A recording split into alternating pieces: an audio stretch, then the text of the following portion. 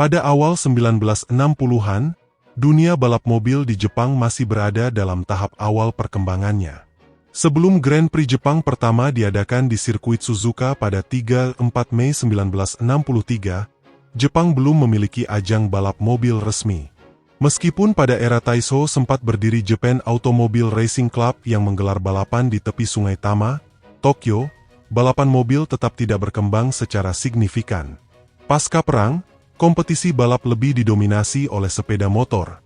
Sementara mobil roda 4 hanya berpartisipasi dalam ajang internasional seperti mobil gas trial 1958 di Australia. Situasi mulai berubah ketika sirkuit Suzuka resmi dibuka pada tahun 1962. Dengan adanya sirkuit berstandar internasional ini, Jepang akhirnya memiliki arena balap yang layak untuk menyelenggarakan kompetisi otomotif berskala besar. Hal ini menarik perhatian berbagai pabrikan, baik dari dalam maupun luar negeri. Daihatsu, yang sebelumnya lebih dikenal sebagai produsen kendaraan kompak, mulai melihat potensi motorsport sebagai sarana untuk membangun citra. Menyadari pentingnya inovasi dan kehadiran di dunia balap, Daihatsu memulai pengembangan mobil balap prototipe yang berbasis pada model produksinya. Dari sinilah lahir proyek ambisius mereka, yang dimulai dengan Compagno Berlina hingga akhirnya mencapai puncaknya dengan Daihatsu P5. Model pertama yang dibuat adalah P1, yang berbasis pada Compagno Berlina. Karena model standar Compagno kurang bertenaga, P1 dirancang dengan aerodinamika yang lebih baik, termasuk hidung depan yang membulat dan fairing di ujung belakang atap. Pada saat itu, konsep desain bodi untuk mengurangi hambatan udara masih jarang diterapkan dalam ajang balap di Jepang. Oleh karena itu, inovasi ini dianggap sebagai kemajuan besar di antara tim pabrikan. Pada tahun 1966, Daihatsu meluncurkan P3, sebuah mobil balap dengan desain aerodinamis yang khas, termasuk daktel dan warna bodi kuning mencolok yang membuatnya mendapat julukan Piko-chan. Namun, di balik tampilannya yang imut, P3 memiliki spesifikasi yang serius. Mobil ini dibekali mesin R92A yang di-bore up menjadi 1261 cc dan kepala silinder juga dimodifikasi dari OHV 8 katup menjadi DOHC 16 katup, paling canggih saat itu, yang mampu menghasilkan tenaga 110 HP, angka yang impresif untuk mobil balap Jepang pada masanya. Bodinya terbuat dari fiberglass untuk meningkatkan efisiensi aerodinamika dan performa di lintasan. Daihatsu P3 memulai debutnya di Grand Prix Jepang ketiga pada tahun 1966, yang untuk pertama kalinya digelar di Fuji Speedway setelah sebelumnya diadakan di Suzuka. P3 berhasil finish di posisi ke-7 secara keseluruhan dan menjuarai kelas IP1 di bawah 1300 cc. Membuktikan bahwa Daihatsu mampu bersaing dengan pabrikan besar di segmen mobil balap berkapasitas kecil. Pada tahun 1967, Daihatsu memperkenalkan P5, sebuah mobil balap murni yang tidak lagi berbasis mobil produksi. Mobil ini dirancang dengan rangka tubular baja dan bodi ringan dari fiberglass reinforced plastic, FRP, dipadukan dengan bodi ramping yang telah teruji di terowongan angin, sangat jarang pada masa itu. Bobotnya yang ringan, hanya 510 kg, memberikan keunggulan di lintasan. P5 juga mengadopsi konfigurasi mesin tengah, yang meningkatkan distribusi bobot dan stabilitasnya. Mobil ini menggunakan sistem kemudi rack and pinion serta transmisi Howland 5 percepatan.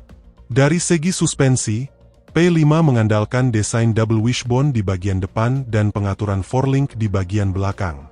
Mobil ini ditenagai mesin DOHC 1261 cc yang menghasilkan 130 HP dan mampu mencapai kecepatan tertinggi 240 km per jam.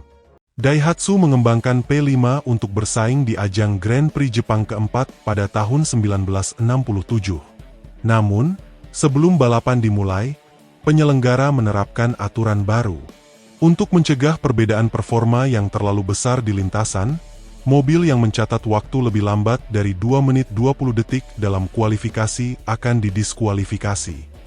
Aturan ini tidak menjadi masalah bagi Nissan R380 atau Porsche Carrera 6, tetapi bagi mobil berkapasitas lebih kecil seperti Daihatsu P5 dan Hino Samurai, ini menjadi tantangan berat.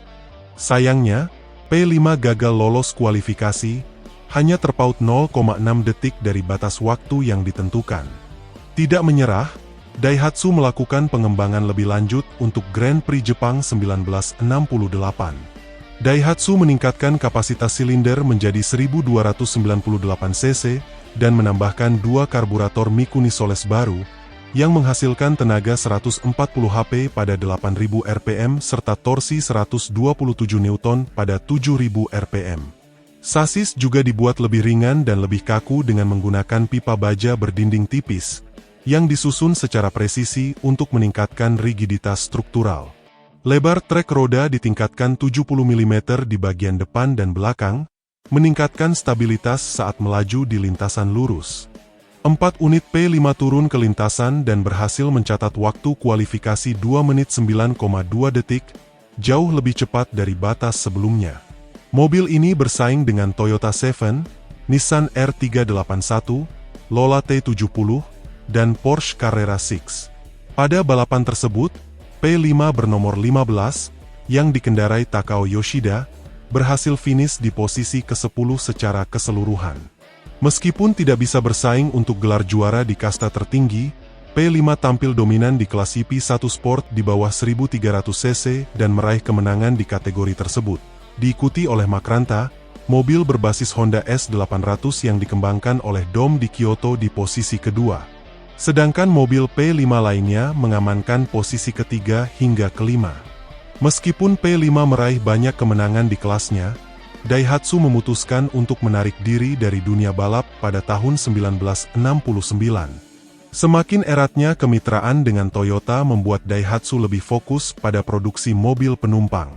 Selain itu, meskipun P5 sering menang di kelasnya, mobil ini tidak cukup kompetitif untuk bersaing memperebutkan juara di kasta tertinggi, sehingga dampak pemasarannya kurang maksimal.